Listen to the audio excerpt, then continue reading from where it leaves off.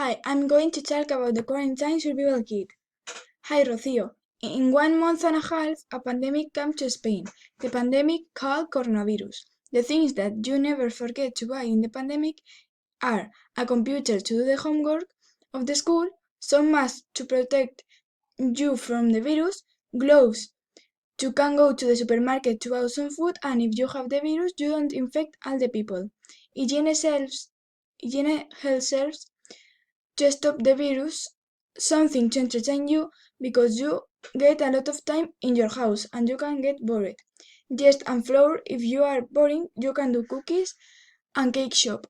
A webcam to do the video calls. Paper rolls is the most important thing to buy in the quarantine. A diary to write all that happens in the world and at home. A TV to watch a series and film alone and with your family.